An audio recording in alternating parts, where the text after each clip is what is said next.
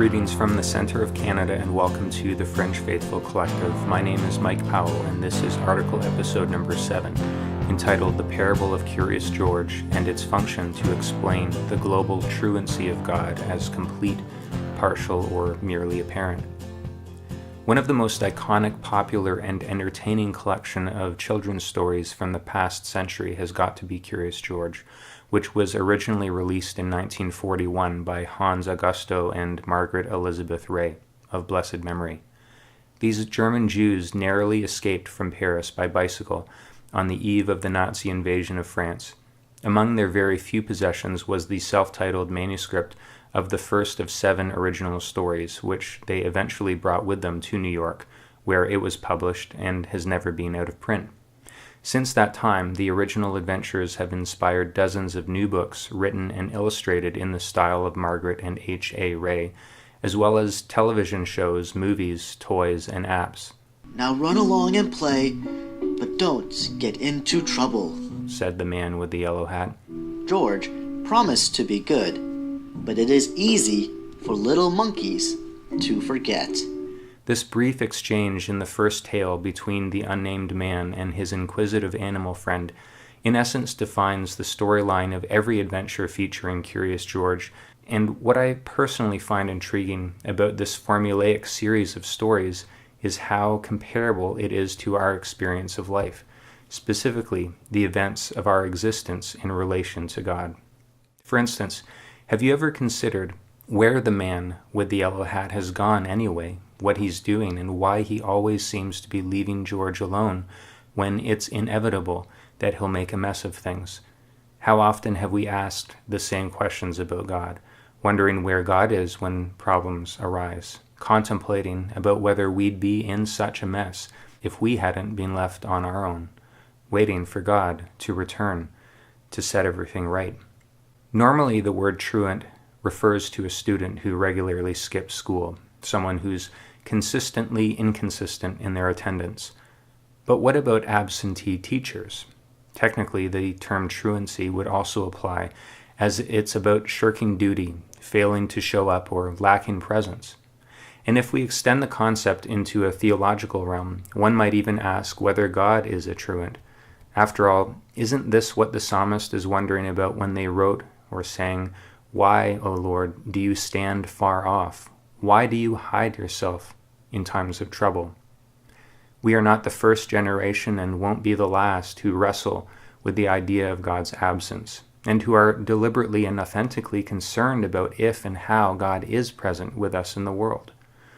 Related to this, I don't claim to know what's going on, but find it helpful to consider a few options using the man with the yellow hat as a metaphor for God. In essence, as I envisage Curious George as parable, 3 different pictures seem to emerge: God as completely absent, God as partially absent, or God as only apparently absent.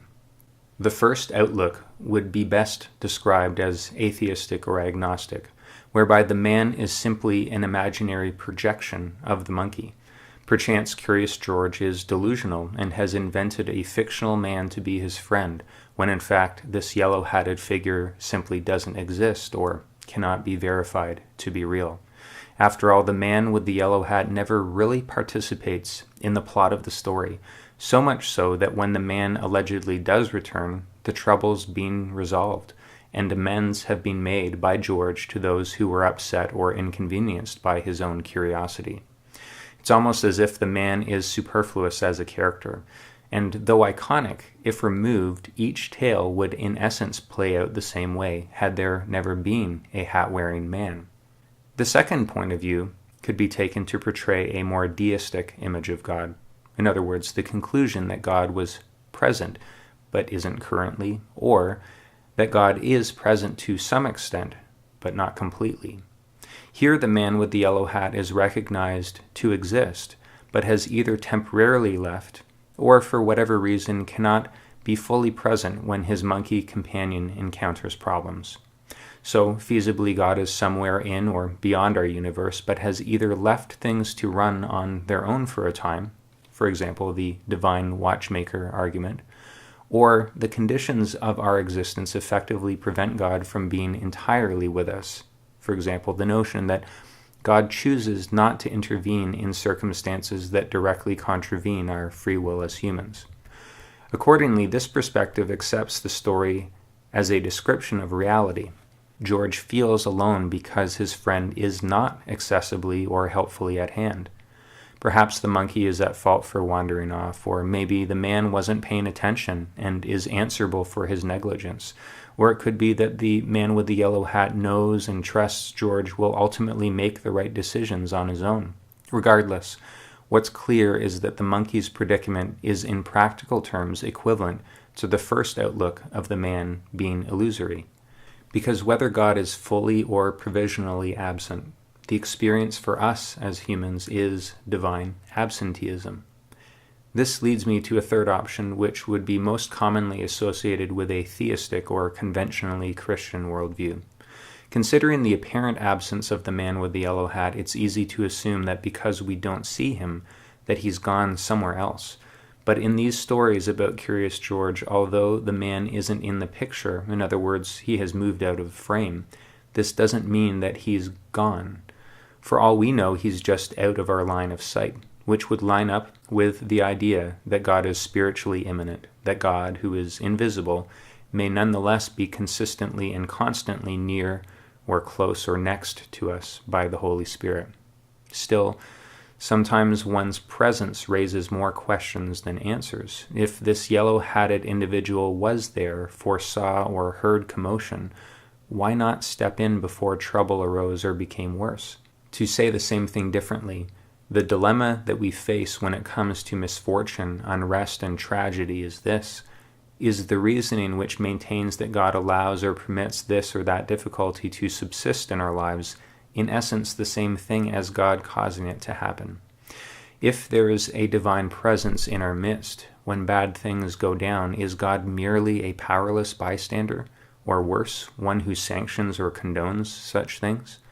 I can't believe that to be true, but I find the other proposals to be equally unsatisfying as well. All this to say, though I find the story of Curious George to be useful in its ability to act as a caricature for most of our diverse convictions, it also problematizes an understanding of God as a personal being.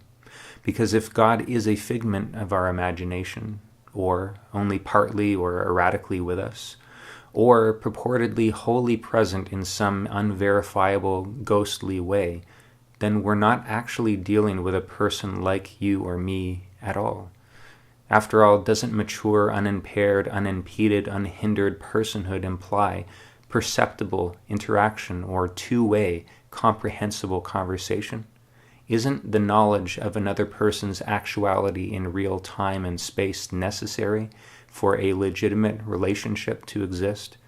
For us as humans with our five senses, wouldn't you assume that any person who's attempting to communicate with us would do so in a self-evident, irrefutable fashion with at least one of the ways we normally use to interact with the world, and not just leave us to speculate about if and how they are or aren't here among us in this life, thereby curbing the use of absurd analogies such as a curious monkey and an absent man who likes wearing yellow hats.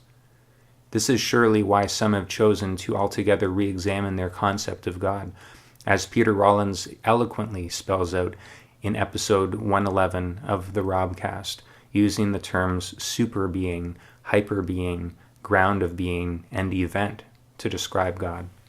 Correspondingly, if we were to adjust our views and expectations of God, we might not feel so burdened to justify or make excuses for God not being there the way we would normally expect a fellow human being to be present. As for me, I'm still generally inclined to conceive of God as somehow personal. If there's anything to the proposal that humanity has been made in God's image, I'd assume God isn't simply an anthropomorphic projection of ours, but rather that our humanness resembles and finds its source in God as a person.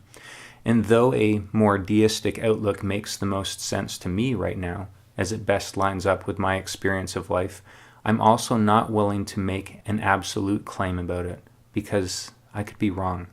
If I've learned anything these relatively few years that I've been a resident on this third stone from the sun, it's to accept uncertainty as an inescapable reality, to always be open to rethinking things, and to focus my attention on what we do know for sure.